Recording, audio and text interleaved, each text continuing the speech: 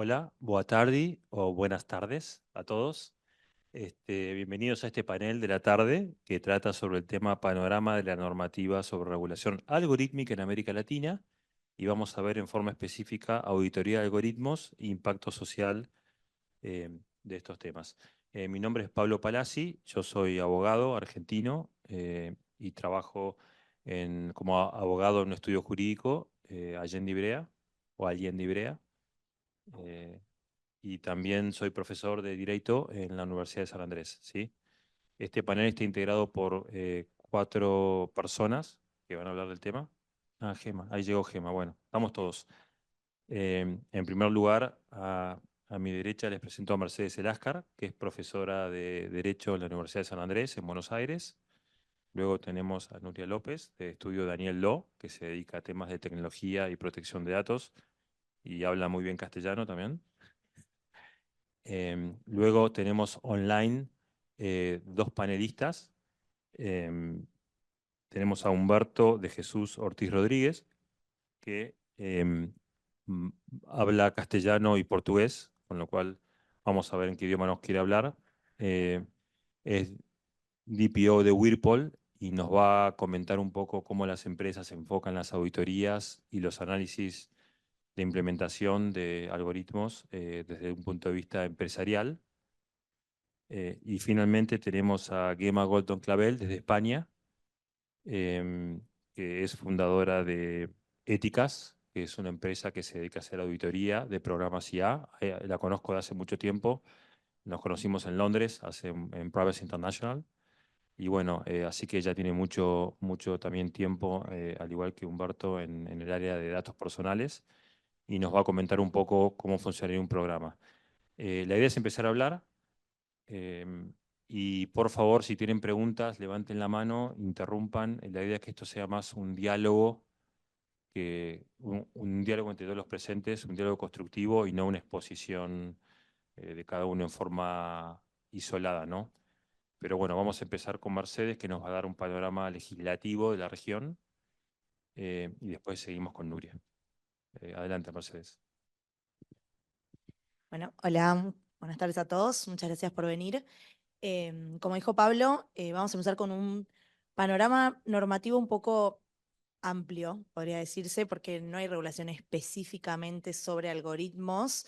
Entonces, nuestra idea es un poco revisar en los distintos instrumentos de protección de datos y alguna otra cosa que podamos complementar, de qué manera se lo intenta abordar y eso tal vez nos lleve a una conclusión o no de cómo podemos manejar esto que no va solo de protección de datos, sino también tiene, la IA tiene muchas aristas y los algoritmos que lo afectan aún cuando estén alimentados por datos. Vamos a empezar un poco más desde lo macro y después vamos a ir a los países. Primero tenemos el convenio 108, que aún no está en vigencia y todavía fue únicamente ratificado por dos países en Latinoamérica, pero bueno, es como un poco, no sé, como el norte más a nivel internacional que podríamos citar. Em, y esto, como lo toma el convenio, se va a repetir en muchas de las legislaciones después, que es que no tanto se regula el uso en sí o la forma en la cual se usa el algoritmo, sino que la persona tiene derecho a no ser sujeto a decisiones automatizadas.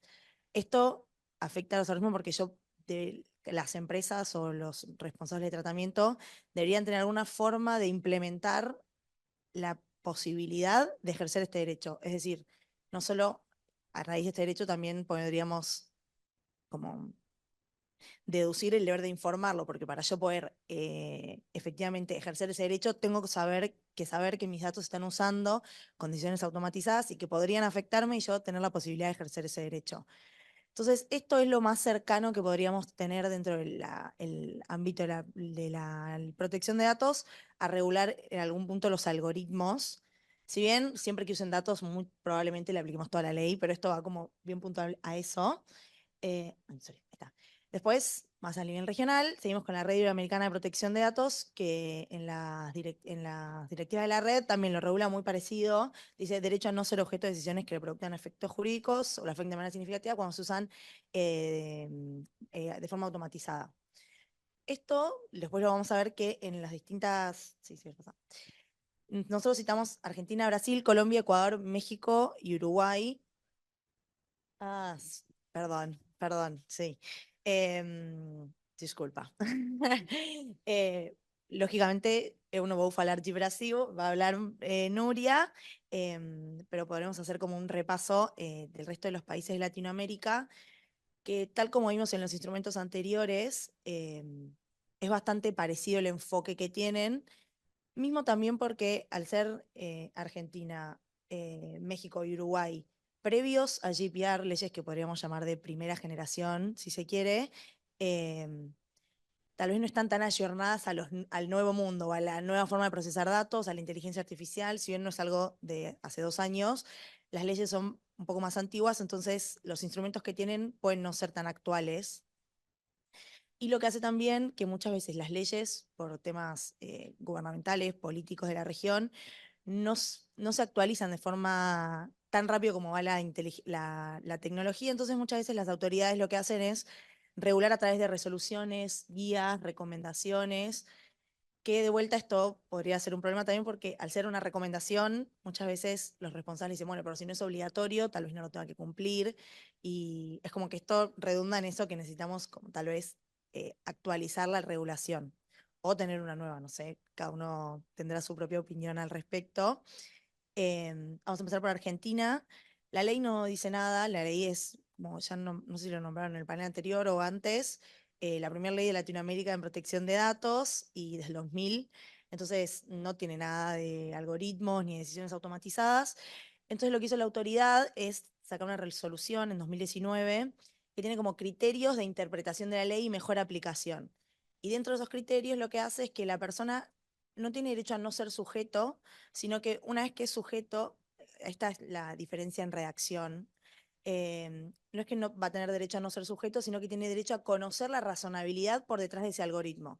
Es decir, el responsable debería informar que se está usando algún tipo de decisiones automatizadas y a raíz de eso, en caso de que la persona lo desee, en el marco del derecho de acceso, darle a conocer cuál fue la razonabilidad detrás de eso. Esto también muchas veces eh, puede ser difícil porque la persona que usa un algoritmo o lo que sea no quiere tampoco dar ni cómo funciona, ni su código fuente, como que es una discusión que vemos mucho también en el sector privado, de, bueno, pero me piden esto y yo no lo puedo dar, o mismo yo no tengo el código fuente, es de un software que licencié en otro lado, entonces muchas veces también la legislación como que hay que ponerla en práctica y analizarla en base a lo que tenemos, porque a simple vista está bien y eh, se entiende que es un derecho de la persona a entender por qué decidieron tal o cual cosa sobre mí, pero muchas veces es difícil ponerlo en práctica. Y ahí entramos nosotros y es todo más difícil. Después, Colombia no tiene regulaciones ni recomendaciones. De vuelta, algo nada específico de algoritmos o de decisiones automatizadas. Sí tienen ley de protección de datos, tiene una agencia que es muy activa. Entonces, que no tengan específicamente esto no implica que no se aplique la ley ni nada, pero bueno, tal vez el tema que nos trae hoy no está regulado de forma específica. Ya tenemos a Luis que nos puede comentar algo. Ah, obvio. Bienvenido a todos los comentarios. Eso también no sé si lo dijimos, si en el medio alguien quiere hacer una pregunta o lo que sea, también es la idea, si es más ameno también y no se cansan de mi voz. Después tenemos Ecuador, que bueno, Ecuador es una ley de segunda generación, podríamos llamar, es post-GDPR, entonces ya tiene como una influencia un poco más actual, si podríamos decir. Entonces tiene como varias aristas de que podrían tocar los algoritmos. Primero, un derecho a no ser sujeto a decisiones automatizadas, como vimos anteriormente, y el derecho específico a que, como en la política de privacidad, tengo que informar ¿cómo se llama? Por qué voy a procesar tus datos, también tengo que avisarte que vas a ser objeto de decisiones automatizadas. Esto es algo nuevo que está específicamente en la ley, que dice que lo tienen que informar, como te informo la base legal, tengo que informar eso. Y algo que conversábamos antes también y que tal vez no es específicamente algoritmos, pero me parece que es bueno mencionar y que lo toca en algún punto con esta falta de regulación específica, nos puede ayudar, son las evaluaciones de impacto y la privacidad por diseño. La evaluación de impacto muchas veces, bueno, es cuando hay una actividad de procesamiento que puede llegar a generar algún tipo de riesgo para los titulares, el responsable debería hacer una evaluación de la necesidad, para qué, por qué, si puedo o no bajar el riesgo, si va a ser muy riesgoso, a grandes rasgos, lo que es una evaluación de impacto. Y muchas veces las actividades de tratamiento que son realizadas con decisiones automatizadas y con algoritmos están sujetas de forma obligatoria a la evaluación de impacto. Entonces, si bien no estamos regulando el algoritmo, sí te van a decir, mira, si vos vas a hacer algún tipo de tratamiento que implique el uso de algoritmo y que implique decisiones automatizadas, tenés que hacer una evaluación de impacto. Esto también es en favor del titular y para conocer, evidentemente, esto es necesario. ¿Voy a usar todos los datos que yo necesito o es demasiado? ¿Qué riesgos puede haber? ¿Cómo los puedo mitigar? Entonces, Ecuador, podríamos decir que en cuanto a legislación, es tal vez de los que vamos a ver hoy en Latinoamérica, los que tienen más instrumentados o más cosas. Yo se lo atribuyo también a que es la ley más nueva, más actual. Pues nos quedan México y Uruguay. Si pasamos a México, de vuelta a la ley no dice nada tampoco, no tiene ningún tipo de regulación específica, pero la Autoridad de Aplicación de México sí tiene muchas guías y recomendaciones y, bueno, recomendaciones de cómo actuar, cómo implementar la ley. Y acá citamos dos y después nos quedó una fuera del PowerPoint, que es de interpretación de los principios de la ley, que también tendría algo que ver. Primero tenemos recomendaciones de tratamiento de datos personales derivados de uso de inteligencia artificial. Esto es más macro en sí y algo que vamos a ver después cuando veamos los proyectos también. Muchas veces se intenta regular, o lo que podemos ver en América Latina también, a partir de la, mm, como los principios que deberíamos tener, el deber ético y después las obligaciones. Pero primero como que en un principio, en una como regulación incipiente, podríamos decir, también está muy fuerte esto de decir, tipo, vos deberías usar inteligencia artificial, usar los algoritmos de forma responsable, bajo la ética, sin afectar, sin discriminar. Después es otro tema y que también vamos a hablar, los riesgos de si se lo aplica a todos por igual, de qué forma, qué es lo importante, qué es lo que debería auditar. Bueno, lo vamos a hablar a lo largo de toda la charla. Y de vuelta acá aparece en la guía de valoración de evaluaciones de impacto, que de vuelta, todo tratamiento de datos que involucra algún tipo de algoritmo de decisión automatizada, necesariamente, en este caso no es obligatorio, porque es una guía, es una recomendación de INAI, pero bueno, es algo a tener en cuenta.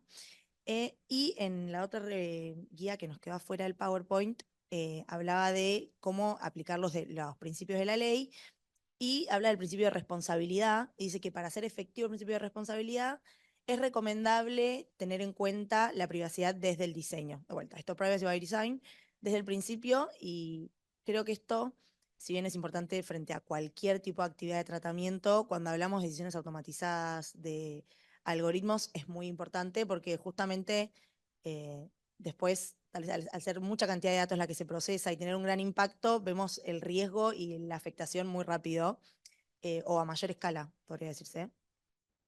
Por último, tenemos Uruguay, ya le paso a Nuria, así, y que la ley de protección de datos específicamente prevé dos cosas, tal como la de Ecuador, el deber de informar, que tienen que informar de que se van a estar tratando datos de forma automatizada, y la impugnación de las valoraciones de valores personales, que es esto, el derecho a no ser sujeto a decisiones automatizadas, que un poco van de la mano, como decíamos antes. Y después el decreto 64 del 2020, que es de responsabilidad proactiva. La ley de Uruguay también es más antigua, entonces la agencia es bastante activa y todo el tiempo está intentando como ayornar la ley a través de resoluciones. eh, y lo que dice el decreto 64, es el deber de llevar adelante evaluaciones de impacto y de tener en cuenta la privacidad por diseño. De vuelta, como podemos ver, y un poco hicimos un repaso rápido, eh, todo gira en torno más o menos a lo mismo. No es que hay una regulación o un país que tiene algo que nos va a maravillar o que es una cosa que nunca vimos, sino que la protección de datos intenta más o menos abordarlo desde ese camino, intentar como circunscribir el procesamiento de datos a través de algoritmos y decisiones automatizadas a lo justo y necesario, teniendo en cuenta los riesgos y dándole al titular la posibilidad de tener derechos respecto a ese tratamiento, de conocer y de oponerse en algunos casos. Eh, Hola, buenas tardes. Bueno, aquí creo que es importante decir que estas evaluaciones de impacto son evaluaciones de impacto en protección de datos personales. No, que no son evaluaciones específicas para algoritmos, para auditorías, para sistemas de inteligencia artificial. Entonces es algo que ya tenemos. Aquí en Brasil tenemos en el artículo 20 del GPD el derecho a revisión de decisiones tomadas solamente, pusieron el solamente ahí, con base en el tratamiento automatizado de datos personales. Entonces, una revisión que no necesariamente será una revisión humana, que también eso se sacó de la ley, pero una revisión que logra darle al titular informaciones, y también aquí no usamos explicación, usamos información. Entonces, informaciones claras, adecuadas sobre los criterios y procedimientos que fueran utilizados en esta decisión. Así que muy cerca de lo que pasa en Argentina. Y con el mismo problema, ¿no? Las empresas que desarrollan inteligencia artificial no quieren compartir muchas informaciones sobre estos criterios, sobre los procedimientos, sobre los parámetros que utilizan en sus sistemas de IA, evidentemente porque está involucrado en su secreto de negocio, evidentemente. Y las empresas que, bueno, y ahí vale, ¿no? Nosotros también con clientes que desarrollan IA, evidentemente les recomendamos como buenas prácticas que compartan algo que pueda ser suficiente, satisfactorio para cumplir las recomendaciones legales. Por otro lado, para las empresas, las organizaciones que utilizan IA de terceros, tienen ellas como responsables por el tratamiento de datos personales la obligación legal de darle a sus titulares estas informaciones que no las tienen. Entonces, es una obligación, un requisito legal algo cruel con las empresas, ¿no? Con las organizaciones que utilizan la inteligencia artificial y que buscan ahí adaptarse a estar más avanzadas. Entonces, un problema grave. Y la ley dice más, ¿no? Este artículo 20 dice más. Dice, si el controlador dice que no puede dar las informaciones porque no las tienen, porque está en su secreto comercial, entonces la Autoridad Nacional de Protección de Datos puede hacer una auditoría algorítmica sobre este sistema de IA. De IA, no dice IA, no, dice este sistema, claro. Pero bueno, se aplica a nosotros aquí y entonces la autoridad todavía no se ha manifestado sobre el tema. Es un tema súper nuevo en Brasil, entonces estoy bastante curiosa también para oír a Humberto, que tiene ahí un background de auditorías, y también a Gema, que lo hace desde hace mucho en todo el mundo, en particular en Europa. Pero ¿cómo sería esta auditoría específica? Y nuestra ley tiene un sesgo importante que dice, lo importante aquí es decir o es constatar, demostrar que el sistema no es discriminatorio. Entonces, tiene un sesgo la ley para la antidiscriminación, que es un tema importante en todo el mundo, sobre todo en Brasil, que es un país muy diverso. ¿Cómo estamos mirando este tema y trabajando con este tema hoy? Entonces, yo no tengo ahí no tenemos una auditoría y es importante separar un poquito. No tenemos las evaluaciones de impacto en protección de datos personales, que ya lo sabemos todos, tenemos los criterios y hablaba con Pablo y con Mercedes antes, claro, las autoridades tienen guías importantes, sobre todo nos pasa aquí igual a Europa, son las evaluaciones. Existen todavía evaluaciones específicas para sistemas de inteligencia artificial. Y esto es una cosa. Y son evaluaciones que pueden tener en su escopo temas distintos, aspectos distintos, porque aquí no necesitamos ver exactamente el impacto a la protección de datos personales de los titulares. Cuando hablamos de una evaluación de impacto en inteligencia artificial, podemos tener en cuenta otros aspectos que nos importen y pueden ser aspectos distintos. Entonces existen metodologías distintas, impactos distintos que podemos considerar en estas evaluaciones. Otra cosa es también decir sobre las due diligences. Entonces, claro, cuando tengo un tercero, cuando tengo un proveedor, puedo hacer una due diligence específica para tener en cuenta estas informaciones, para tener en cuenta otros criterios de seguridad, de cooperación en caso de vulneración, en caso de solicitación de derechos. Entonces, una due diligence para comprender mejor un poco mi fornecedor. Y por fin tenemos en cuenta la cuestión de la auditoría. Entonces, para mí son cuatro, son cuatro temas distintos, pero que están muy interligados, ¿no? Una intersección muy grande. Entonces, aquí, importante decir, nosotros cómo tenemos trabajado con este tema, específicamente para antidiscriminación. Entonces, teniendo en cuenta que podríamos hacer una evaluación con muchos criterios distintos, mirando hacia el artículo 20, tomamos en cuenta que lo importante era hablar de la no discriminación. Entonces, nosotros tenemos una metodología desarrollada por el equipo que está por aquí, ¿no? Y que analiza específicamente una base amostral y ahí hacemos solamente la revisión humana del equipo. Una base amostral del resultado del algoritmo. No tenemos acceso a nada de la base original y nada del algoritmo, pero sí tenemos acceso al resultado. Entonces, una revisión humana y periódica de un resultado con una mirada muy humana. Y aquí no tengo Marisa, que tiene su maestría en el tema de protección de datos y diversidad y que ha aportado personalmente, ¿no? Una contribución personal muy grande en esta metodología, porque dice sobre todo que nuestra revisión humana es la mejor para tener en cuenta el marcador de la diferencia, es el marcador social de la diferencia. Y esto es muy precioso, ¿no? Nosotros como humanos logramos ver lo que nos hace diferente y lo que puede generar discriminación. Les doy un ejemplo.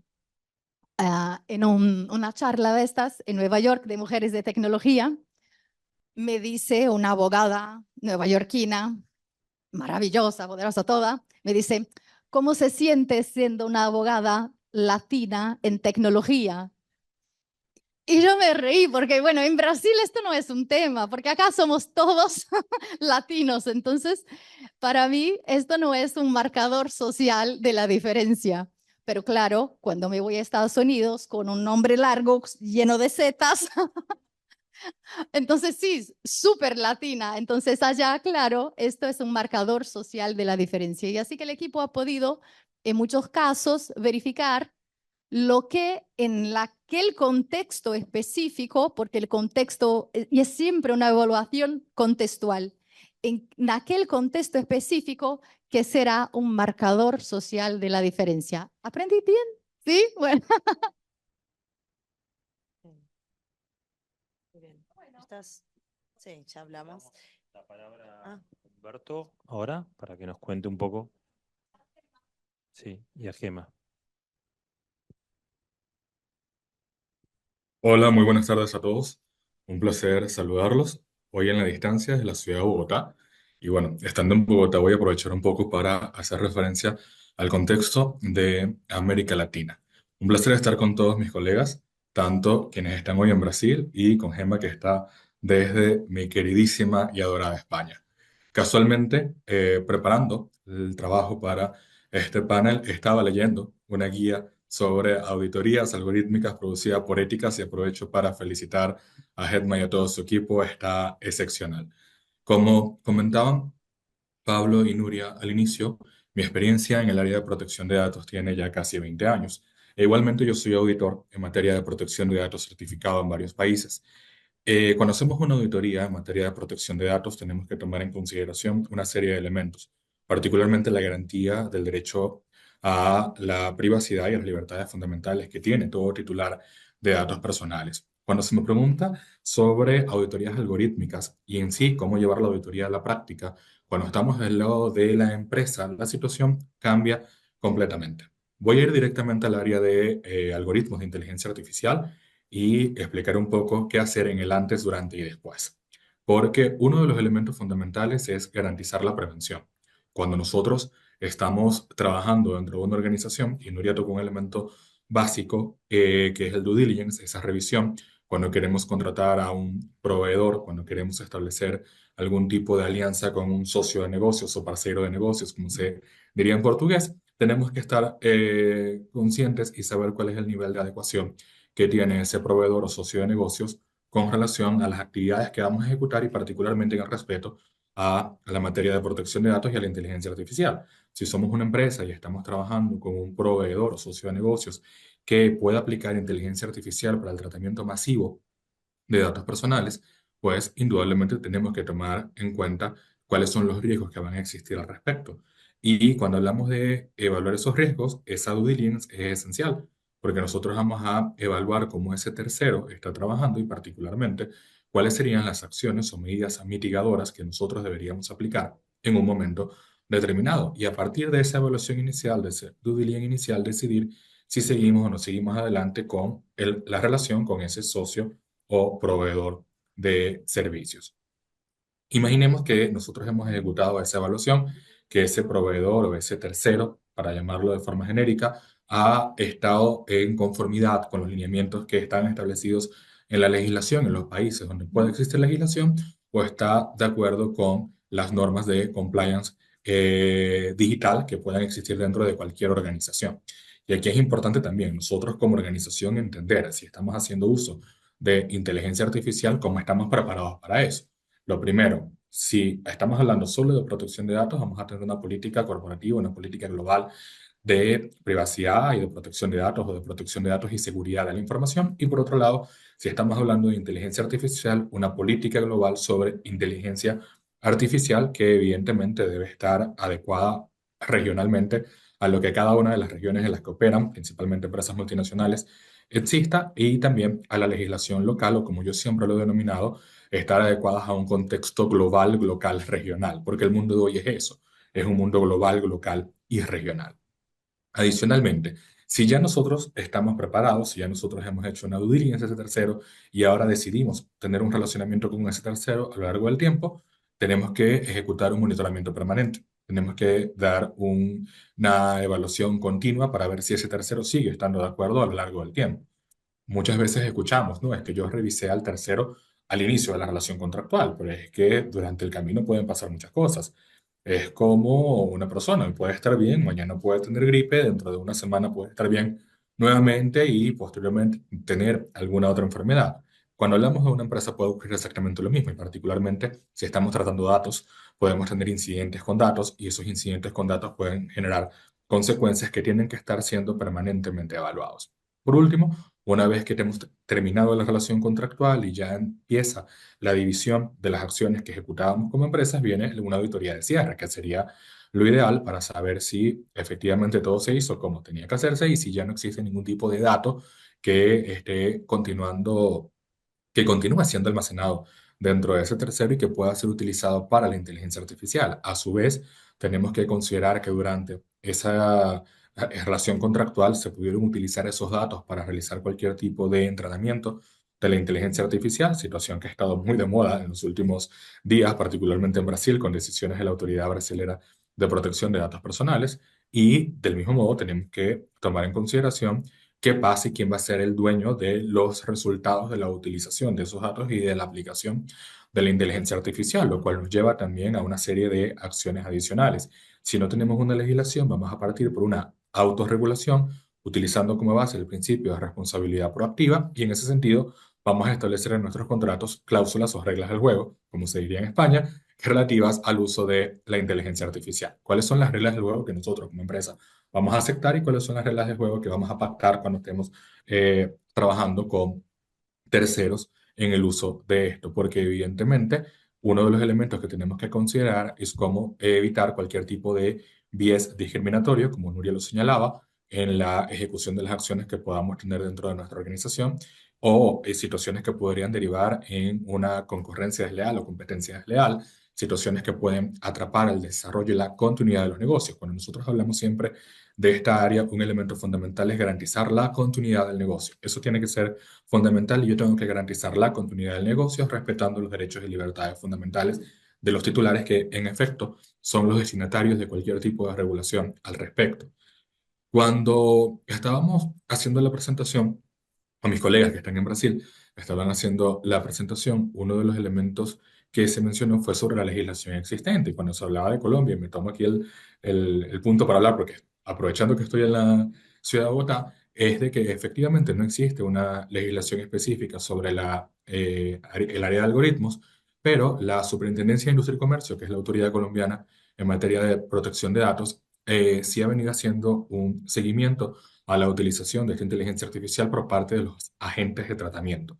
A su vez, la Corte Constitucional colombiana ha emitido una serie de sentencias en las cuales ha evaluado el uso de la inteligencia artificial y la necesidad de que exista un equilibrio entre cualquier uso de estas herramientas, el derecho a la intimidad y el derecho a la privacidad y a la protección de los datos personales. En tal sentido, la Corte Constitucional colombiana, además de definir lo que se va a entender en Colombia como inteligencia artificial, ha venido estableciendo también cuáles serían los riesgos. Y en la sentencia, en varias de sus sentencias, es realmente interesante observar cómo la Corte se pronuncia sobre los riesgos que existen y que son derivados del uso de la inteligencia artificial y la necesidad de establecer limitaciones, porque muchas veces los agentes que están tratando la inteligencia, los datos con inteligencia artificial, sean públicos o privados, puede que no estén, y aquí me permito leer textualmente lo que dice la Corte en una de sus jurisprudencias conceptual, técnica y jurídicamente preparados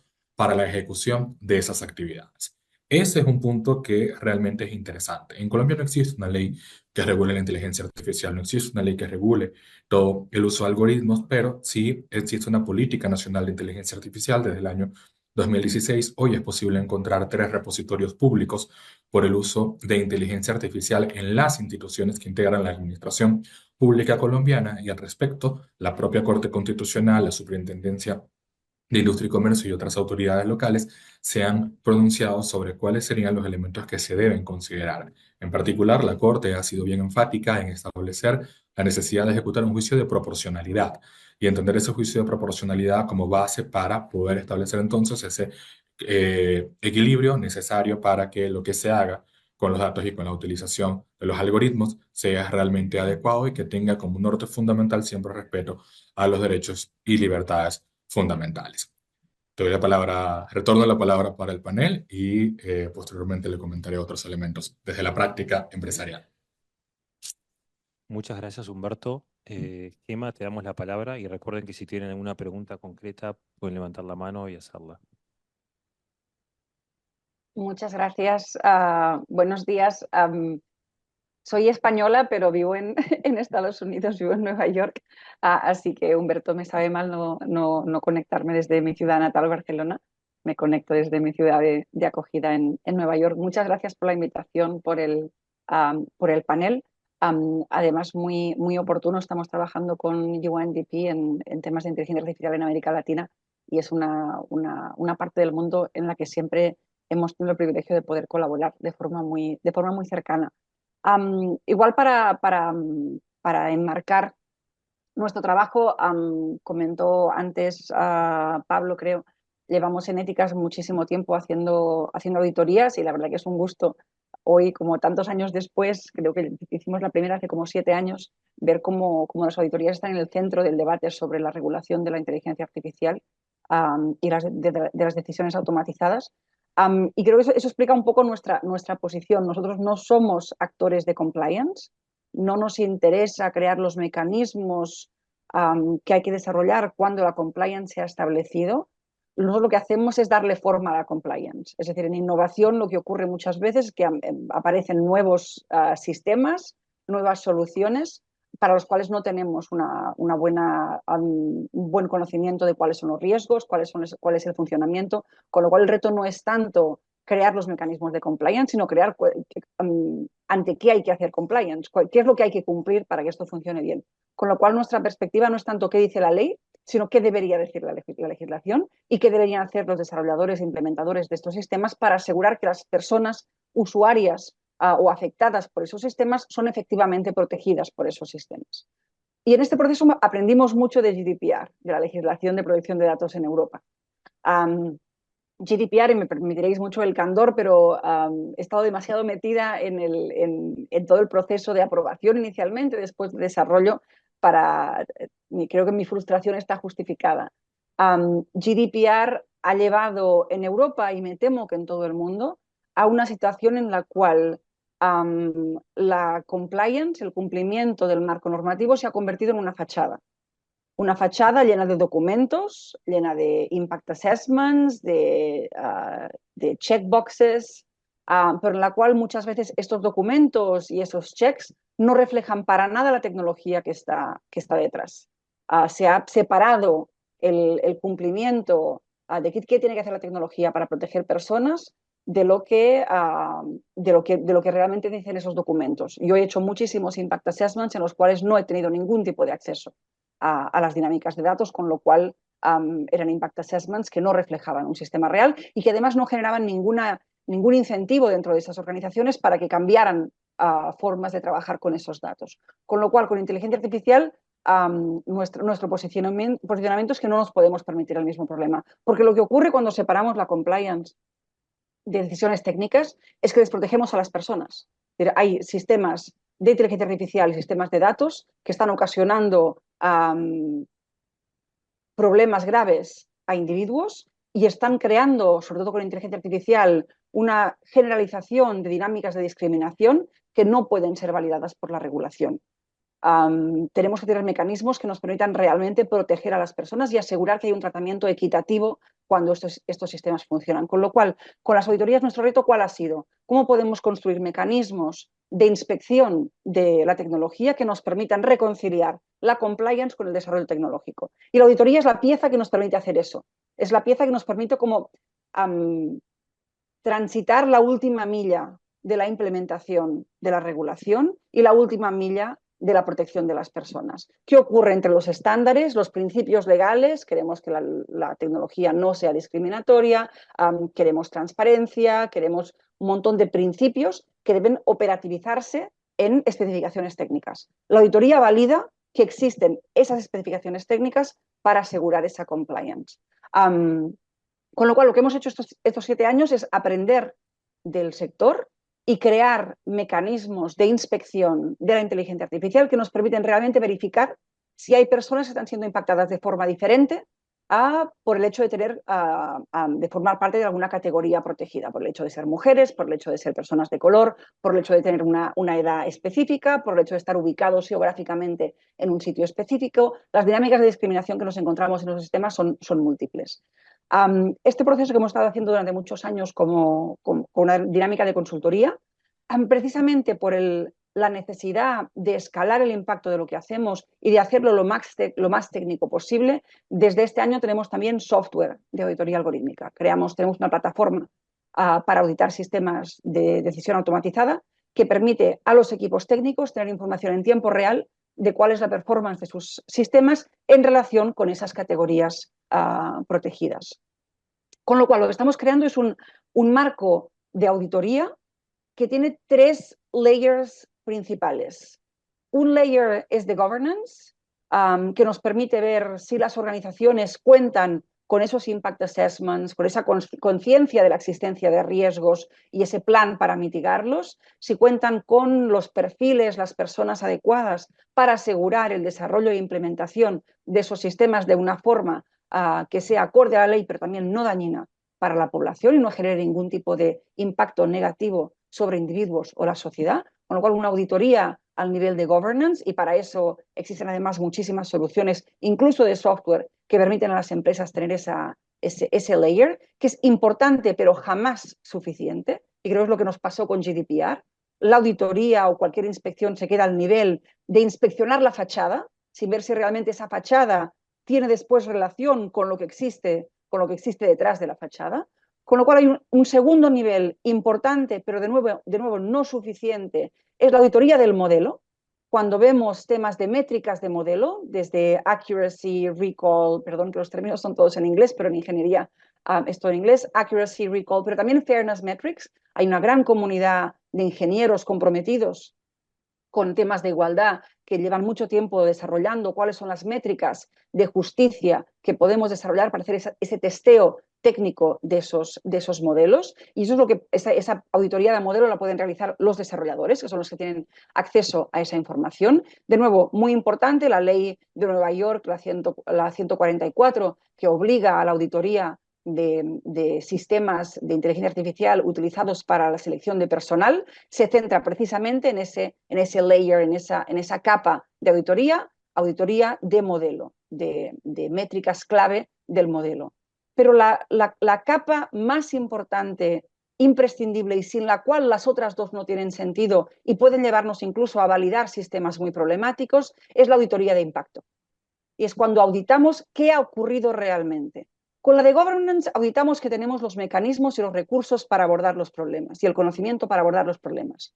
Con la de modelo nos aseguramos que ha habido un trabajo con los datos y que el equipo ingeniero es conocedor de los riesgos y de las métricas de justicia, las fairness metrics relevantes. Con impacto nos preocupamos de qué ha ocurrido realmente.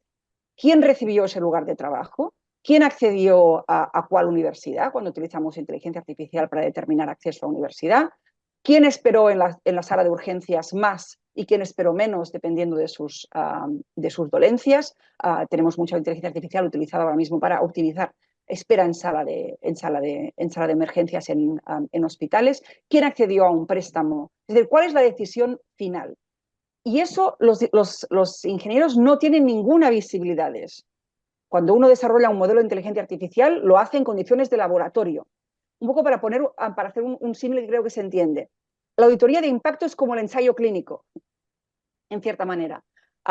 Los biólogos o los desarrolladores de vacunas pueden tener resultados espectaculares en laboratorio. Podemos creer que una vacuna va a funcionar muy bien porque en laboratorio nos está diciendo que tiene muchas cualidades para funcionar. Donde nos jugamos realmente si esa vacuna se puede comercializar y si tiene un impacto positivo en la sociedad es cuando hacemos los ensayos clínicos. Cuando vemos realmente qué ocurre cuando las personas reales juegan con ese sistema y están sometidos a ese sistema.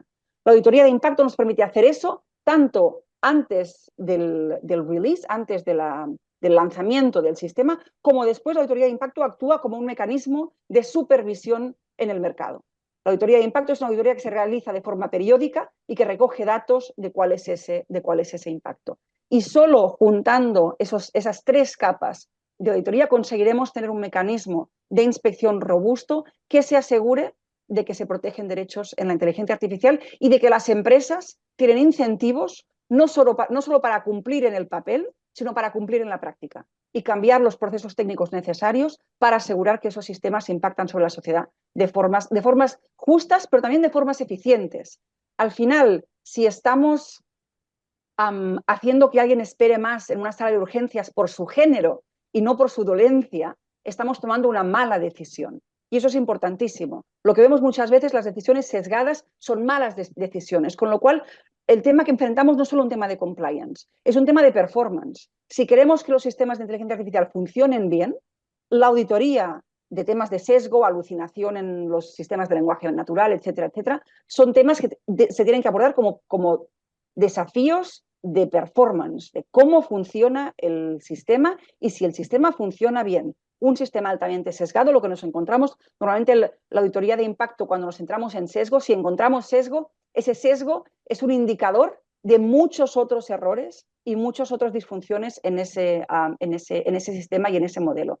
Y además con ese enfoque tridimensional nos permite abordar muchas de las cosas que se planteaban en el panel antes, no recuerdo quién lo planteaba, él decía que era injusto a veces que las empresas que despliegan esa tecnología tengan que ser las que dan explicaciones cuando no tienen acceso a esa información.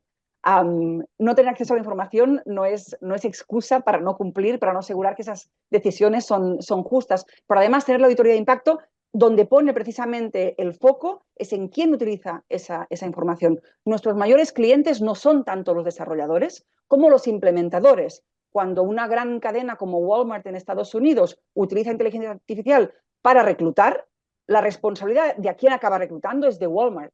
Y si el sistema de inteligencia artificial funciona mal, la responsabilidad es de Walmart, que ha adquirido un sistema de inteligencia artificial sin las garantías necesarias, sin haber hecho el due diligence para asegurar que ese sistema que incorpora funciona bien. Lo mismo con un hospital que utiliza inteligencia artificial para temas diagnósticos desarrollado por terceros. Es el hospital el que tiene la responsabilidad, pero básicamente porque los desarrolladores nunca tendrán acceso a esas métricas de impacto que son las determinantes para valorar realmente cómo un sistema impacta sobre la sociedad. Con lo cual, lo que proponemos, lo que estamos ahora mismo trabajando con reguladores en Europa y en Estados Unidos, es plantear un ecosistema de auditoría con 3 grandes patas que nos permita abordar todos los desafíos de la implementación justa y adecuada de los sistemas de inteligencia artificial. Y añadir igual solo un tema final, porque se hizo mucho, no pensaba decirlo, pero se habló bastante del tema de la intervención humana. En nuestra experiencia, los humanos que intervienen en las tomas de decisiones, en lugar de mejorar esa toma de decisiones, reintroducen sesgo en el sistema.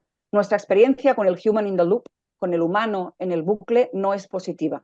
Lo que hacemos también con la auditoría de impacto es medir qué parte de la decisión, qué parte de ese sesgo es atribuible a motivos técnicos, a motivos de modelo, y qué parte es atribuible a motivos humanos. Cuando auditamos, por ejemplo, pongamos el caso de Walmart, que no es cliente nuestro y que lo podemos mencionar. Si Walmart incorpora una tecnología de inteligencia artificial para determinar a quién contrata, ese sistema que ha contratado a terceros hace una determinación de los perfiles más ajustados a lo que se busca. Pero la decisión final en hiring siempre es, en contratación, siempre es una decisión humana. Cuando hacemos auditorías de impacto, lo que vemos es qué recomendó la máquina y qué se decidió finalmente. Y ahí podemos ver si los sesgos se introducen entre training data, entre datos de entrenamiento, recomendaciones algorítmicas, o entre la recomendación algorítmica y la intervención humana, con lo cual nos permite ver el proceso de toma de decisiones en toda la complejidad organizativa que muchas veces rodea ese proceso de toma de decisiones, y que creo que es especialmente relevante en la incorporación de inteligencia artificial en organizaciones complejas, públicas y privadas, que es donde estamos viendo un montón de interés por asegurarse que esa incorporación de inteligencia artificial se hace en condiciones de seguridad y justicia. Y ahí lo dejo y estaré encantada de hablar más con el resto de ponentes y asistentes. Muchas gracias. Muchas gracias, Gemma. Pasamos a preguntas. Humberto. Sí, Gemma, estoy totalmente de acuerdo contigo cuando hablamos sobre el impacto, la auditoría de impacto, que es esencial. Particularmente tenemos que evaluar el uso y el impacto que va a tener el resultado de la utilización de esos algoritmos. Muy interesante cuando hablas sobre los resultados que han tenido al momento de comparar la intervención humana y lo que había sido decidido por la máquina. Tú colocabas el ejemplo de Walmart, hablabas el ejemplo en la parte médica, que particularmente a mí me encanta, y yo tuve la oportunidad de participar en un estudio de aplicación y uso de inteligencia artificial para personas con diabetes, y cómo la utilización de una máquina controlada por algoritmos podía servir para que la persona que tuviese diabetes recibiera la dosis de insulina adecuada, y cómo se hacía ese manejo de los algoritmos. Y efectivamente es esencial para nosotros poder entender dónde está el sesgo, porque si ocurría un error en ese momento por no haber hecho la evaluación necesaria, la persona iba a recibir mayor cantidad de insulina de la que necesitaba, y con eso iba a morir. Y entrábamos ya en un tema de bioética, esa conjunción entre la ética, la medicina y el derecho, para determinar lo que se podía y lo que no se podía hacer. Y también hace años tuve la oportunidad de participar en el uso de inteligencia artificial en la industria automotiva, en el desarrollo de vehículos inteligentes, y también entraba el elemento de hasta dónde llega la responsabilidad y quién será el responsable directamente por los algoritmos que van a estar dentro de esos vehículos, y las consecuencias que se puedan derivar de cualquiera una de esas operaciones. En sí, lo que quiero destacar acá es la importancia de la transparencia algorítmica, y esa transparencia algorítmica es esencial por el uso y el impacto que tiene la utilización de la inteligencia artificial. Y la transparencia algorítmica puede ser pasiva, puede ser activa o proactiva, como también se conoce. Ahí la idea es qué estamos haciendo nosotros como agentes que tratamos con inteligencia artificial para garantizar esa transparencia al usuario final, que viene a ser el titular, y cómo nosotros podemos ser responsables proactivamente en que eso ocurra. Muchas veces cuando estamos en la negociación de un contrato y queremos incluir cláusulas sobre inteligencia artificial, realmente estamos generando un caos dentro de las organizaciones, porque la otra parte puede que no esté preparada, o peor aún, peor todavía, como lo señala la sentencia de la Corte Constitucional colombiana, la persona con la que estamos discutiendo la incorporación de esa cláusula no tiene el conocimiento técnico ni tecnológico para saber qué puede y qué no puede, cuál va a ser el límite de eso que nosotros pretendemos incluir dentro de un contrato. Y muchas veces paramos el contrato por no poder continuar adelante con ese entendimiento. partiendo del hecho de que lo que ahí se escriba el día de mañana va a ser lo que determine la responsabilidad que la empresa pueda tener al momento de que esa inteligencia artificial haya sido utilizada y se haya generado una consecuencia para el titular que ahora va a venir a solicitar un resarcimiento por daños, sean materiales o sean daños morales derivados de lo que nosotros hicimos. Y si teníamos o no teníamos una buena preparación, un buen blindaje dentro del contrato que pudimos haber ejecutado en un momento determinado. Entonces, con todos esos elementos, indudablemente me hago eco de lo que señalabas, porque efectivamente es lo que discutimos quienes estamos en la negociación del contrato, quienes estamos hablando con nuestras áreas de negocio. Tú lo señalabas con la evaluación del impacto. Muchas veces nos piden, no, tú eres el delegado de protección de datos, como se dice en español, o el DPO, o encargado en portugués, y cuando nosotros estamos hablando con el delegado, no, tú tienes que elaborar el relatorio de impacto de protección de datos. Y yo les digo siempre, yo voy a evaluar y yo voy a emitir mi opinión indicando los riesgos, pero yo necesito del área de negocios como protagonista en el llenado de ese relatorio porque es quien conoce el negocio, es quien puede decirme qué exactamente es lo que él quiere hacer. Porque si no, como bien lo decías, Edma, nosotros lo podemos completar, pero vamos a estar sesgados, vamos a tener una visión, la visión que como técnicos jurídicos podríamos tener sobre lo que se tiene que hacer, pero no la visión del área de negocio, que es la que realmente utiliza los datos, que es la que utiliza la inteligencia artificial. Entonces yo creo que aquí también dentro de las políticas internas que puede adoptar cada corporación es establecer esa corresponsabilidad entre todas las áreas y no dejar solo para el área jurídica de compliance o de privacidad, donde sea que esté alocado ese asunto, la responsabilidad. La responsabilidad nace en el área de negocio y las áreas técnicas, áreas de soporte, estamos para darle un blindaje jurídico a lo que ellos quieren hacer para conseguir todos los elementos legales que necesitamos para que eso pueda seguir adelante, para viabilizar el negocio, que ese es nuestro trabajo, pero siempre garantizando ese balance de los derechos y libertades fundamentales de nuestros titulares. Entonces, tener un relatorio de impacto, como Henry bien lo decía, puede ser solamente la fachada. Y yo les digo, yo no quiero la fachada. Siempre que yo estoy en empresas o cuando estuve en escritorio de abogados, yo le decía a los clientes, yo no te voy a hacer una auditoría solamente con lo que tú me digas, yo necesito las evidencias, porque una auditoría se basa en la evidencia. Un auditor tiene que observar, tiene que poder saber lo que ahí está ocurriendo.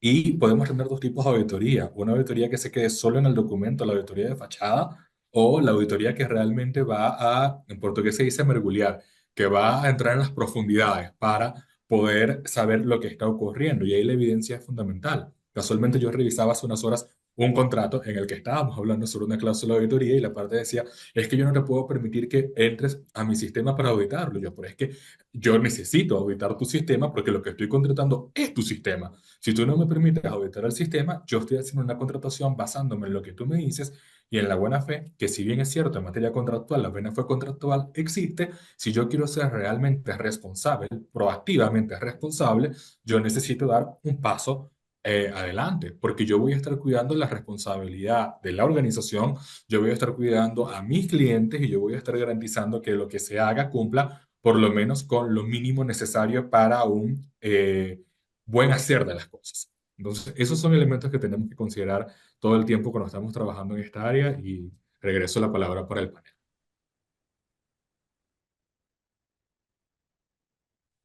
¿Tienen preguntas, dudas, comentarios?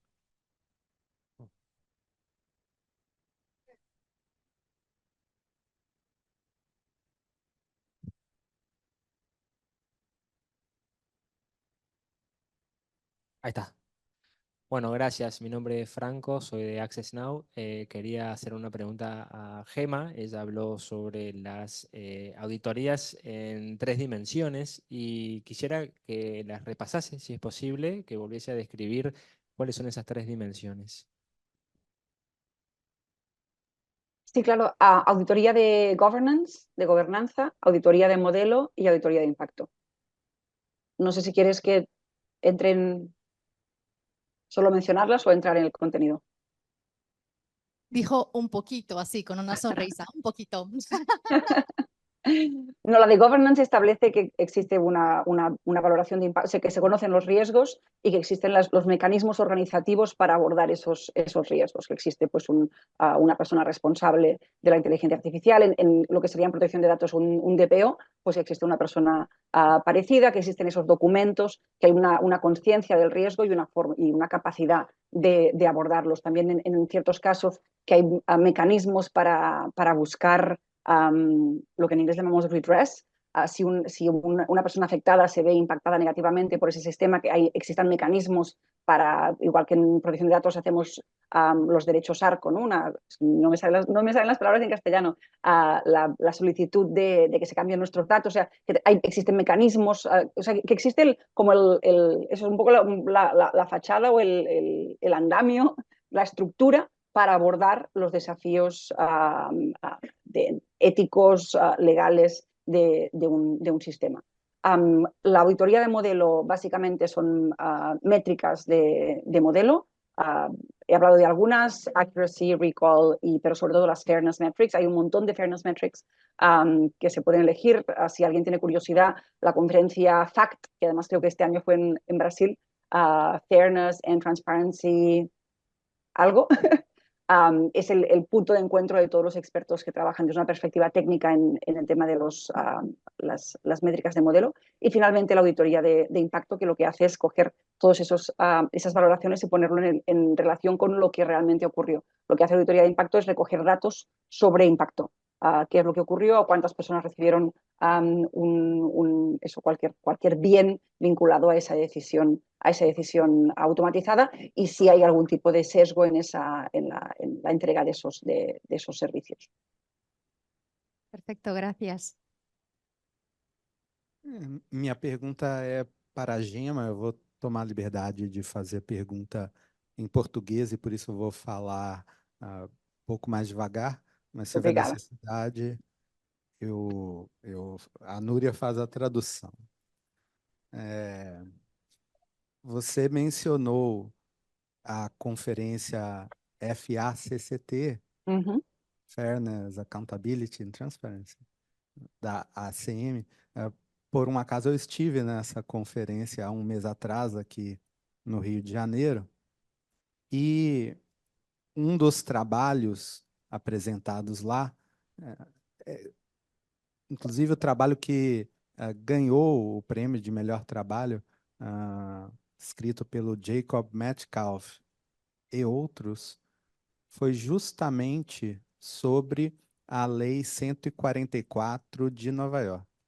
E era um trabalho crítico em relação a essa lei, dizendo, em resumo, que a lei ela não era suficiente para alcançar o objetivo que ela buscava, de evitar, diminuir o risco de discriminação de gênero e discriminação racial no uso de algoritmos para contratação de pessoas, porque a lei ela era eficaz do ponto de vista da transparência, porém ela falhava em termos de accountability. Eu gostaria de saber, você mencionou essa lei, eu gostaria de saber a sua opinião sobre a lei, se você está de acordo com essa visão mais crítica em relação à lei. E, se me permite, eu gostaria de fazer uma segunda pergunta que está ligada a essa, na verdade, porque a auditoria da Lei 144, até onde eu sei, ela é realizada por empresas como a sua. Eu gostaria de entender um pouco como é a sua experiência pessoal, no sentido de onde é que o trabalho de empresas como a sua se encaixa, e o que diferencia empresas como a Ética de law firms ou de empresas como Ernst Young, KPMG, o que diferencia? Obrigado. Gema, decime por favor que no vas a necesitar de traducción. No necesito, no te preocupes. No hay problema. Déjame igual empezar por la última pregunta. Dos cosas. Primero, Nos diferencian muchas cosas. La primera es que nosotros somos una fundación originalmente. Incluso la empresa es un programa de la fundación.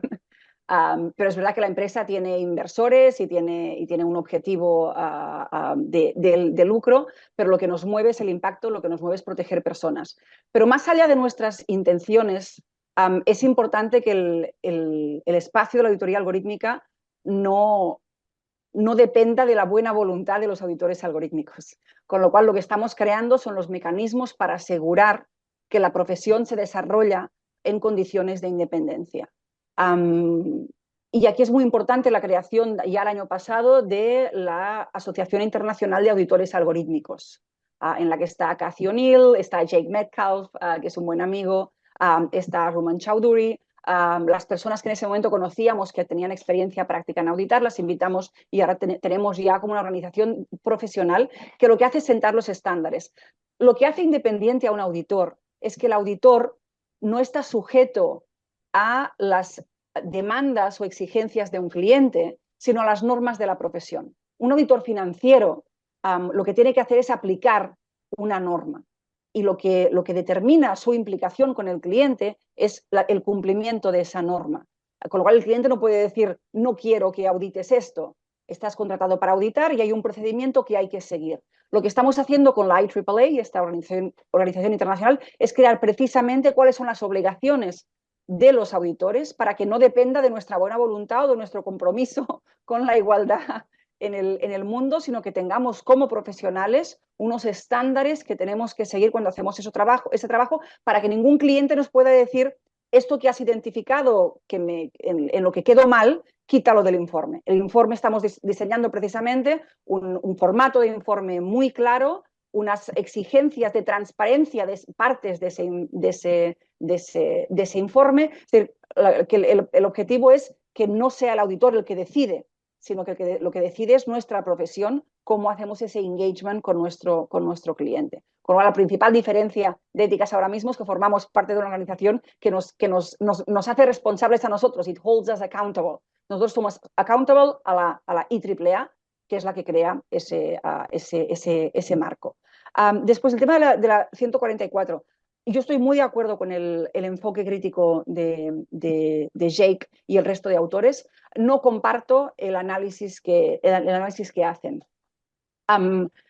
Mi análisis y nuestro análisis, y para mí la 144 me abrió los ojos a la necesidad de separar métricas de modelo de métricas de impacto. Nosotros hasta entonces lo hacíamos conjuntamente, hacíamos modelo y impacto y le dábamos bastante valor a las métricas de modelo, y desde ahí nos separamos totalmente de ese camino y separamos son dos auditorías diferentes, y la importante es la de impacto. Lo que hace la ley 144 es elegir una fairness metric que se llama disparate impact, impacto dispar, que es una métrica de justicia que está plenamente aceptada, que lo que establece es cuando uno toma decisiones en base a una base de datos, las personas seleccionadas con atributos diferentes al atributo mayoritario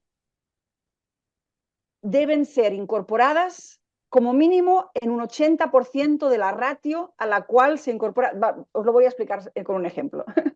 Si estamos haciendo una decisión de contratación, como es la ley 144, lo que dice es, si el sistema algorítmico recibimos 1000 currículums, de esos 1000 currículums seleccionamos a 500 blancos, los negros tienen que ser seleccionados en un porcentaje que no sea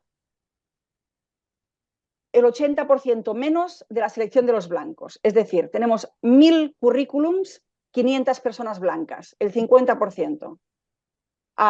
De ese 50% de blancos seleccionamos a 50. Pues la cantidad de personas negras, por ejemplo, que seleccionamos, o podemos utilizar hombres y mujeres, cualquier atributo, no puede alejarse de ese 50, de esa cifra de 50, en menos del 80%. Es decir, tenemos que seleccionar como mínimo a 40 personas no blancas. No sé si se entiende, es una fórmula matemática. Tiene mucho sentido, y lo que permite es que a nivel de métricas nos aseguremos que la distancia entre personas blancas y negras o entre hombres y mujeres o entre lo que sea no está muy lejos. ¿Qué ocurre? Esa métrica no tiene visibilidad sobre quién recibe el trabajo. Y lo que nos dice al final es que si inicialmente recibimos muchos currículums de personas blancas, imaginamos, recibimos a 100 currículums de personas blancas y seleccionamos a 50 y 2 currículums de personas negras y seleccionamos a 1, estamos seleccionando el 50% de ambas muestras. Pero al final estamos seleccionando a 50 personas blancas y 1 persona negra. Con la ley 144 eso sería justo. Con una auditoría de impacto eso no es justo.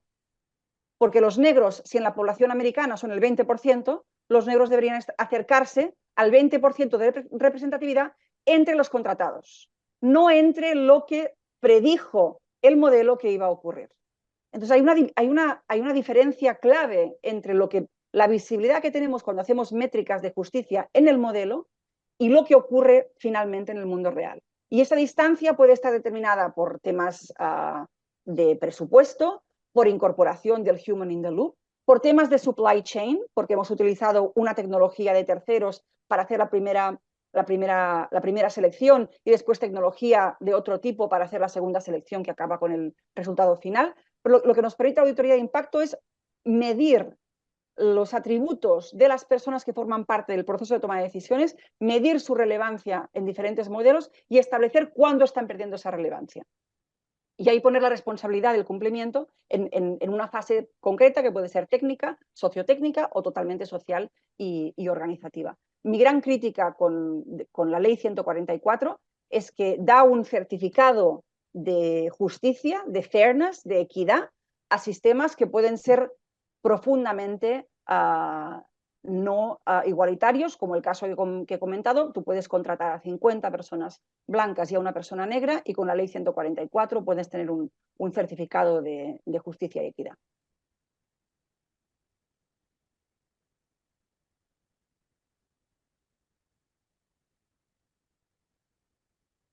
Estamos medio sobre la hora, pero una pregunta más por ahí que no preguntaron.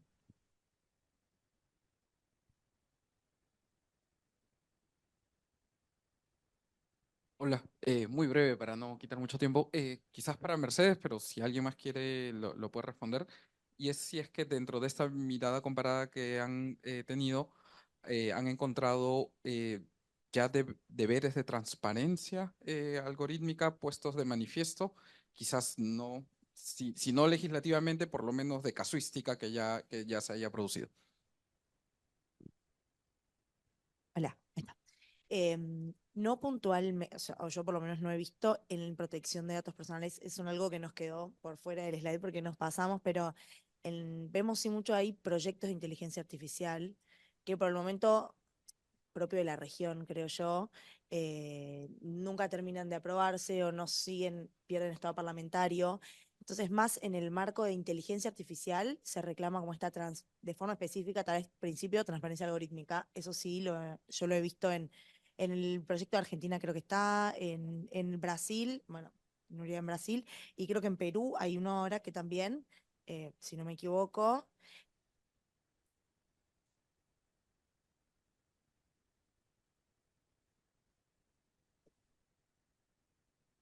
Exacto, sí, totalmente. O sea, yo comparto con vos, tal vez Gema o Humberto nos pueden tal vez aclarar algo, tal vez de su experiencia también en cuanto a, que era un poco también mi pregunta, que después avanzamos, pero a Gema y a Humberto, porque creo también que en toda esta discusión es muy de como el mundo de lo que deberíamos hacer y lo que hacen las empresas, como que nos cuesta hacer como una sinergia entre respetar los derechos 100% que los vemos en papel, no de forma peyorativa, sino tipo en lo que estudiamos y lo que las empresas hacen o están dispuestas a hacer. O sea, porque también podríamos decir que hay empresas que podrían hacer más y no lo quieren hacer o no sé, eligen llevar así sus negocios, pero justamente con la transparencia algorítmica creo que es algo que nos lleva a esa duda. Ok, está en la ley y me obligan a tener transparencia algorítmica. ¿Cómo lo implemento?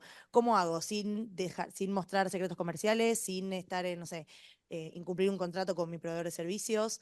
Creo que es un desafío que tenemos para adelante también. Pero bueno, no sé si Gemma y Humberto tal vez nos pueden decir algo también, que es lo que hacen. Sí, Mercedes, gracias. Para la persona que preguntó, casualmente en Colombia se ha utilizado mucho la inteligencia artificial en la administración pública. Como lo señalaba, existe una agenda nacional de inteligencia artificial dentro de la administración pública y casualmente hay un artículo que fue publicado en diciembre del año pasado llamado Transparencia Algorítmica y Estado Abierto en Colombia, de Juan David Gutiérrez y Michelle Castellanos Sánchez, que presenta varios ejemplos bien interesantes sobre cómo garantizar la transparencia algorítmica. Ellos hacen una diferenciación entre transparencia algorítmica activa y transparencia algorítmica pasiva y lo que debe ser exigido al respecto.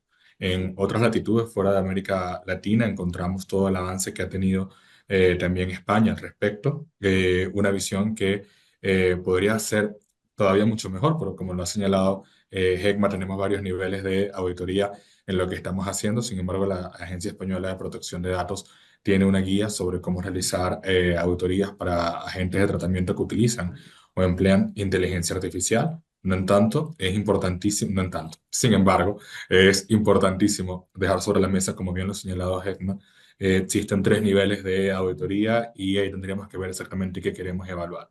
Lo que sí es importante y recomiendo es lo que se ha hecho acá en Colombia. Siempre he señalado a Colombia como uno de los países con mayor nivel de progreso en esta materia en la región y en ese sentido podríamos tener varios elementos para replicar en cada uno de nuestros países. Hekma. Sí, yo solo aportar como referencias en transparencia algorítmica es un temazo, es decir, cómo aterrizamos esa transparencia algorítmica. La buena noticia es que cuando trabajamos de forma técnica, muchas veces vemos que necesitamos menos de lo que pensábamos. Es decir, para auditar, por ejemplo, no necesitamos acceso al código, que es un gran mito. Con lo cual, muchas de las cosas que están protegidas por IP en las empresas en realidad no nos interesan para nada. Son partes de la construcción que a mí no me aportan valor para entender cómo ese sistema impacta sobre la población, con lo cual muchas veces cuando vemos transparencia de forma concreta vemos que es mucho menos exigente en relación con las empresas.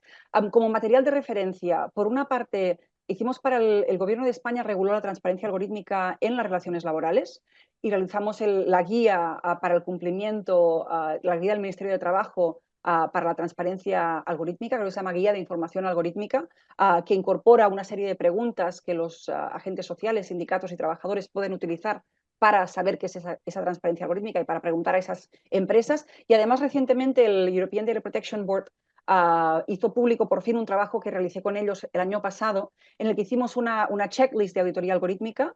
Es un trabajo antiguo, pero creo que puede ser útil. Pero hay dos cosas más. Hay una guía de scoring de algoritmos para crear una especie como de Nutri-Score, sellos visibles de cumplimiento, pero además uno sobre prospectos algorítmicos. El prospecto algorítmico es una idea que cogimos del ámbito médico. Cuando uno compra un medicamento, el medicamento viene con un papelito que define sus componentes clave, el tipo de pruebas que se han realizado, cómo tomarlo, qué hacer si algo va mal, si lo tomas y te encuentras mal. Información clave para el farmacéutico y para el usuario para tomar esa medicina en condiciones de seguridad. Pues hemos replicado un poco lo mismo. Y en esa guía del European Data Protection Board, que salió hace nada, 2 semanas, hay una primera propuesta de ese prospecto algorítmico que lo que estamos viendo es hay mucha demanda por parte del regulador, pero también muchas veces en relaciones B2B. Es decir, la primera víctima de la falta de transparencia algorítmica son las empresas que compran inteligencia artificial, no tanto el usuario. Como un gobierno o una empresa que quiere incorporar inteligencia artificial para seleccionar personal, ¿cómo sabe si su proveedor ha tomado las acciones necesarias para asegurar que el sistema realmente funciona y que no le genera obligaciones o liability legal? Pues ese prospecto es ese mecanismo que facilita la selección de proveedores. Con lo cual, está habiendo ya muchos pasos en transparencia algorítmica y yo creo que esa idea del prospecto algorítmico, de una herramienta estandarizada que proporciona información clave sobre cómo funciona un sistema sin entrar en detalles protegidos por propiedad intelectual, creo que es el camino a recorrer. Genial, Gemma, muchas gracias. Creo que está buenísimo y es muy importante que eso sea más conocido también, porque es como decís, alguien escucha transparencia algorítmica y es el fin del mundo. Tengo que mostrar voy a poner toda mi inteligencia artificial, como todo mi conocimiento, lo escuchamos muchísimo. Entonces, está buenísimo que contemos esto y que cada vez sea más conocido y que tome más protagonismo qué es efectivamente y qué necesitamos, que no necesariamente es mostrar todo mi software o mi algoritmo, sino cosas específicas y útiles. Así que, buenísimo. Muchas gracias.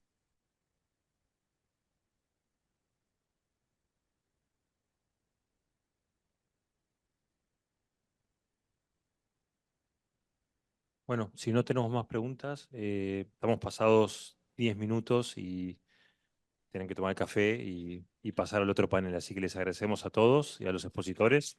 Muchas gracias. Gracias a todos, fue un gran Gracias a placer. todos.